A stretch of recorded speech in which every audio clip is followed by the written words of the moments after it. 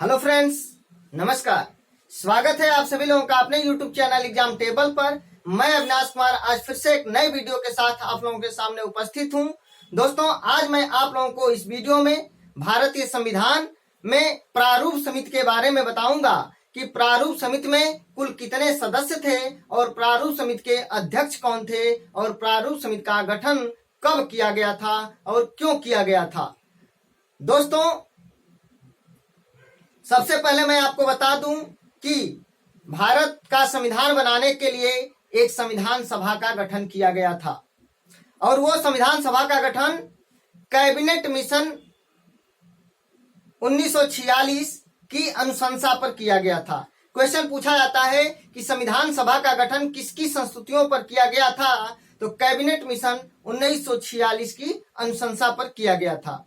दोस्तों, 9 दिसंबर 1946 को संविधान सभा का गठन किया गया था और 9 दिसंबर 1946 को ही संविधान सभा की पहली बैठक हुई थी, जिसकी अध्यक्षता डॉक्टर सच्चिदानंद सिन्हा ने की थी।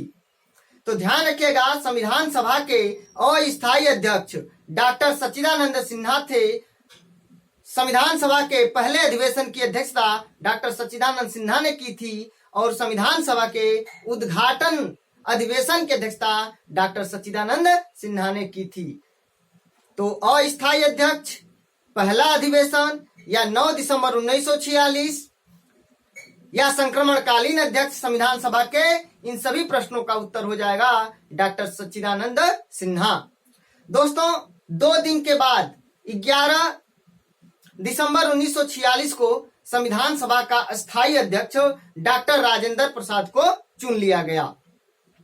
दोस्तों, मैं आपको बता दूं कि संविधान के संवैधानिक सलाहकार डॉक्टर बी.एन. राव थे।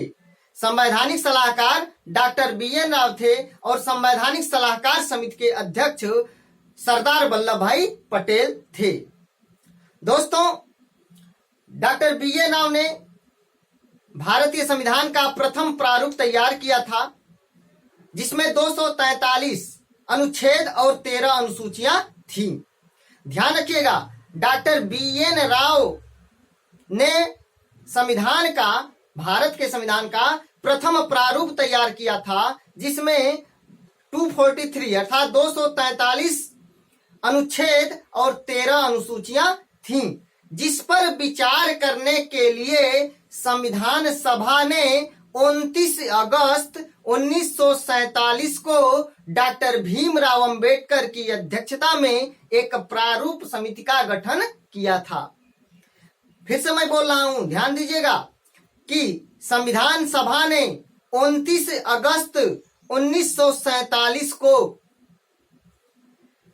Doctor BN. राव द्वारा तैयार प्रारूप समिति पर विचार करने के लिए डॉक्टर भीमराव अंबेडकर की अध्यक्षता में एक प्रारूप समिति का गठन किया था 29 अगस्त 1947 को।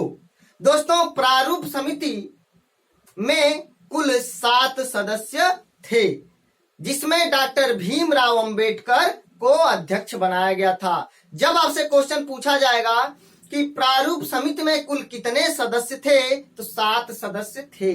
दूसरा क्वेश्चन पूछा जाएगा, डॉक्टर भीमराव अंबेडकर की अध्यक्षता में गठित प्रारूप समिति में कितने सदस्य थे, तो 6 सदस्य थे। तो डॉक्टर भीमराव अंबेडकर के अलावा पूछेगा तो 6 और कुल प्रारूप समिति में कुल सदस्य पूछेगा तो 7। दोस्तों ध्यान रखिएगा, प्रारूप समिति का गठन, देखिए प्रारूप समिति का गठन 29 अगस्त 1947 को किया गया था, संविधान सभा के द्वारा किया गया था और डॉक्टर भीमराव अंबेडकर को अध्यक्ष बनाया गया था और प्रारूप समिति में कुल 7 सदस्य थे। डॉक्टर भीमराव सहित 7 सदस्य थे और डॉक्टर भीमराव अंबेडकर के अलावा कुल 6 सदस्य थे। क्वेश्चन पूछा जाता है कि प्रारूप समिति का गठन किसके द्वारा किया गया था, संविधान सभा के द्वारा किया गया था और प्रारूप समिति में कुल कितने सदस्य थे, 7 सदस्य थे।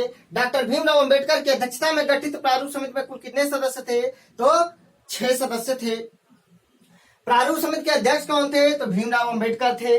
और दोस्तों, प्रारूप समिति का गठन कब किया गया, 29 अगस्त 1947 को किया गया था। तो आइए दोस्तों, प्रारूप समिति के इन सभी 7 सदस्यों को एक बहुत ही सिंपल ट्रिक के माध्यम से याद करने का प्रयास करते हैं। दोस्तों, आज का हमारा ट्रिक है, शायद गोपाल के मित्र अल्लाह भी खेत पर हैं। शायद गोपाल के मित्र अल्लाह भी खेत पर हैं। आइए दोस्तों, देख लेते हैं हम लोग ट्रिक। शायद गोपाल के मित्र अल्लाह भी खेत पर हैं। बहुत ही सिंपल है दोस्तों। शायद से सैयद मोहम्मद सादुल्ला, गोपाल से एन गोपाल स्वामी आयंगर, के से के एम मुंशी, कन्हैया लाल मणिकलाल मुंशी, मित्र से दोस्तों बी एल मित्र, अल्लाह से अल्लादी कृष्णा स्वामी अय्यर, भी से डॉक्टर भीमराव अंबेडकर और खेत से डीपी खेतान। दोस्तों, शायद सैयद मोहम्मद सादुल्ला, गोपाल एन गोपाल स्वामी आयंगर, के से के एम मुंशी। दोस्तों, ध्यान रखिएगा कि कांग्रेस के एकमात्र सदस्य प्रारूप समिति में थे के एम मुंशी।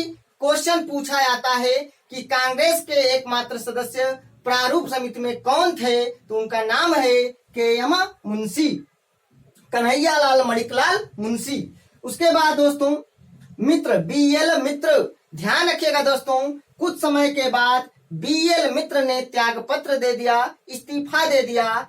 तब इनके स्थान पर एन माधव राव को सदस्य बनाया गया था। यानी मित्र गए तो माधव आए, इस तरह याद कर सकते हैं दोस्तों।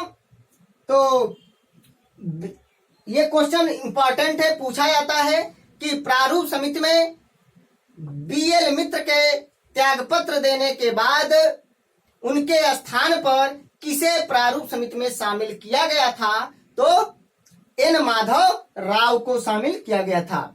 उसके बाद दोस्तों अल्लाह से अल्लादी कृष्णा स्वामी अय्यर, भी से डॉक्टर भीमराव अंबेडकर जो प्रारूप समिति के अध्यक्ष थे। और 29 अगस्त 1947 को डॉक्टर भीमराव अंबेडकर की अध्यक्षता में प्रारूप समिति का गठन संविधान सभा के द्वारा किया गया था। खेत से दोस्तों खेतान अर्थात डीपी खेतान।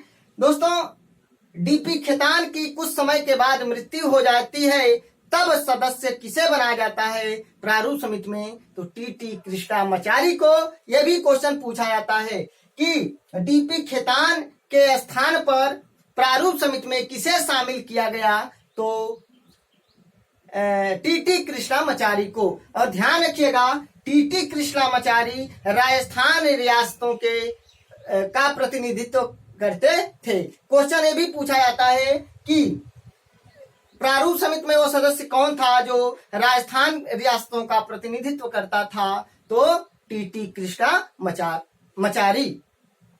तो दोस्तों, यहाँ पे शायद से सैयद मोहम्मद सादुल्ला मैंने लिख दिया है, गोपाल से एन गोपाल स्वामी आयंगर, के से के एम मुंशी, मित्र से बी एल मित्र, और मित्र ने त्याग पत्र दे दिया, तब एन माधव राव को सदस्य बनाया गया। दोस्तों, अल्लाह से अल्लादी कृष्णा स्वामी अय्यर, भी से डॉक्टर भीमराव अंबेडकर, ये क्या थे, अध्यक्ष थे।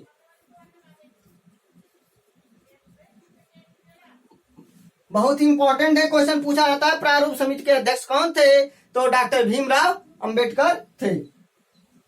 खेत से दोस्तों डीपी खेतान, और डीपी खेतान की मृत्यु हो गई, मैंने लिख दिया है। तब इनके स्थान पर टीटी कृष्णामाचारी को सदस्य बनाया गया। तो मित्र के जगह पे माधव आए और खेतान के जगह पे, डीपी खेतान के जगह पे टीटी कृष्णामाचारी आए। दोस्तों, कभी कभी बीटी कृष्णामाचारी भी देता है, तो कंफ्यूज मत होइएगा। टीटी कृष्णामाचारी या बीटी कृष्णामाचारी, दोनों में से कोई एक ही रहेगा। दोनों एक ही हैं, टीटी कृष्णामाचारी या बीटी कृष्णामाचारी। तो दोस्तों, मैं उम्मीद करता हूं कि आपको बहुत ही अच्छे से मेरा वीडियो समझ में आ गया होगा। और मेरे वीडियो में किसी प्रकार का कोई कमी नजर आए तो प्लीज आप लोग कमेंट करके जरूर बताइए। आप सभी लोगों का एग्जाम टेबल पर बहुत बहुत स्वागत है। और दोस्तों, जिन्होंने मेरा चैनल अभी तक सब्सक्राइब नहीं किया है, प्लीज आप लोग मेरा चैनल सब्सक्राइब करके मेरा समर्थन करें, मेरा सपोर्ट करें और लाइक कमेंट जरूर करें। आप लोगों का एक एक लाइक, एक एक कमेंट मेरे लिए बहुत ही महत्वपूर्ण है, बहुत ही इंपॉर्टेंट है। इसी के साथ नमस्कार, धन्यवाद।